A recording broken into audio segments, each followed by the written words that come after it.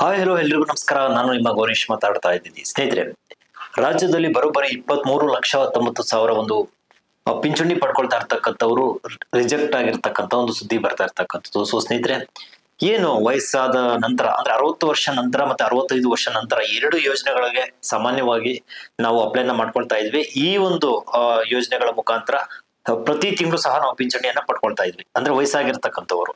ಆದ್ರೆ ಇಲ್ಲಿ ಕೆಲವೊಂದಿಷ್ಟು ಕಾರಣಾಂತರಗಳಿಂದ ಬರೋಬ್ಬರಿ 23.19 ಲಕ್ಷ ಒಂದು ಫಲಾನುಭವಿಗಳು ಯಾರಿದ್ರು ಅವರ ಒಂದು ಲಿಸ್ಟ್ ಅನ್ನ ರಿಜೆಕ್ಟ್ ಮಾಡಿರ್ತಕ್ಕಂಥದ್ದು. ಅವ್ರಿಗೆ ಇನ್ನು ಮುಂದೆ ಈ ಒಂದು ಪಿಂಚಣಿ ಅಮೌಂಟ್ ಬರೋದಿಲ್ಲ. ಯಾವೆಲ್ಲ ಕಾರಣಗಳಿಂದ ಬರೋದಿಲ್ಲ ಮತ್ತೆ ಯಾರಿಗೆ ಬರೋದಿಲ್ಲ ಅಂತ ಈ ವಿಡಿಯೋದಲ್ಲಿ ತಿಳ್ಕೊಂಬರೋಣ. ಅದಕ್ಕೂ ಮುಂಚೆ ನೀವೇನಾದ್ರೂ ನಮ್ಮ ಚಾನಲ್ಗೆ ಹೊಸದಾಗಿ ಬಂದಿರೋ ದಯವಿಟ್ಟು ಚಾನಲ್ ನ ಸಬ್ಸ್ಕ್ರೈಬ್ ಮಾಡ್ಕೊಂಡು ವಿಡಿಯೋಗೆ ಲೈಕ್ ಮಾಡೋದನ್ನ ಮರಿಬೇಡಿ. ಈಗಾಗಲೇ 23 ಲಕ್ಷ ಹಿರಿಯ ನಾಗರಿಕರಿಗೆ ಸಂಬಂಧಪಟ್ಟಂತೆ ಲಾಸ್ಟ್ ಒಂದು ವಿಡಿಯೋ ಮಾಡಿದ್ದೆ.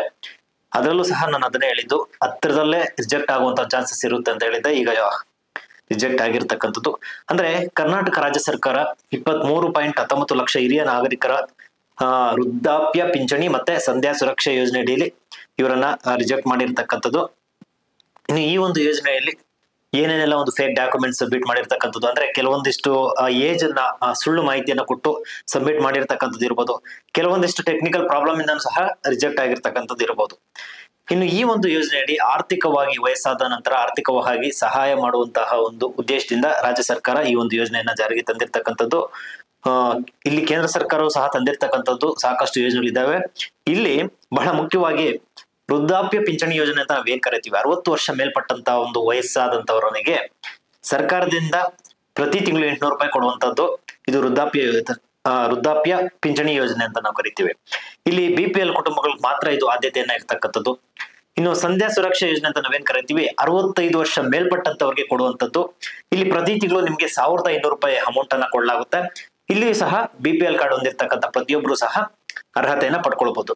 ಇನ್ನು ಯಾವೆಲ್ಲ ಕಾರಣಗಳಿಂದ ರದ್ದಾಗಿದೆ ಅನ್ನೋದು ನಾವು ನೋಡೋದಾದ್ರೆ, ವಯಸ್ಸನ್ನ ತಪ್ಪಾಗಿ ನಮೂದು ಮಾಡಿರ್ತಕ್ಕಂಥವ್ರು ಇರ್ಬೋದು. ಅಂದ್ರೆ 60 ಅಂದ್ರೆ ಎರಡು ಯೋಜನೆಗಳೇ 60, ಈ ಕಡೆ 65 ಏನು ಕೇಳಿದ್ದಾರೆ.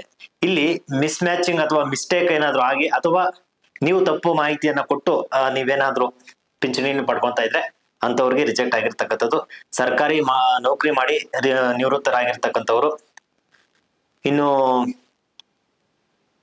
ಆದಾಯ ತೆರಿಗೆ ಅಂದ್ರೆ ಇನ್ಕಮ್ ಟ್ಯಾಕ್ಸ್ ಕಟ್ತಾ ಇರ್ತಕ್ಕಂಥವ್ರು ಇರ್ಬೋದು, APL ವರ್ಗದವರು ಅಂತ ನಾವೇನ್ ಕರಿತೀವಿ ಅವ್ರು ಇರ್ಬೋದು, ಕುಟುಂಬದ ಒಟ್ಟು ಆದಾಯ ಮಿತಿ ಮೀರಿರ್ತಕ್ಕಂಥವ್ರು ಇರ್ಬೋದು, ಸತ್ತವರ ಅಂದ್ರೆ ಡೆತ್ ಆಗಿರ್ತಕ್ಕಂಥವ್ರ ಹೆಸರಲ್ಲಿ ನೀವೇನಾದ್ರೂ ಪಿಂಚಣಿ ಪಡಿತಾ ಇದ್ರೆ ಅವ್ರಿಗೂ ಸಹ ಈ ಒಂದು ರಿಜೆಕ್ಟ್ ಆಗಿರ್ತಕ್ಕಂಥದ್ದು.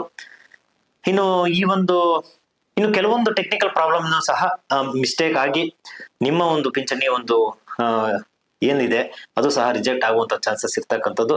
ಏನೆಲ್ಲ ಕಾರಣಗಳು ಅಂತ ನಾವು ನೋಡೋದಾದ್ರೆ, ಅಥವಾ ನಾವು ಯಾವ ರೀತಿ ಚೆಕ್ ಮಾಡ್ಕೊಳ್ಬೇಕು ಅನ್ನೋದು ನಾವು ನೋಡೋದಾದ್ರೆ, ಈ ಕೆಲವು ಕಾರಣಗಳೇನಾದ್ರೂ ನೀವು ಒಂದ್ಸಲ ಚೆಕ್ ಮಾಡ್ಕೊಳ್ಳಿ. ನಿಮ್ಮ ಏಜ್ 60ಕ್ಕಿಂತ ಕಡಿಮೆ ಇದ್ರೆ, ಅಥವಾ BPL ಕಾರ್ಡ್ ಏನಾದ್ರೂ ಹೊಂದಿಲ್ದಿದ್ರೆ, ಅಥವಾ ಸರ್ಕಾರಿ ನೌಕರಿ ಏನಾದ್ರೂ ನೀವು ಮಾಡ್ತಾ ಇದ್ರೆ ಅಂತವ್ರು ಅಷ್ಟೇ.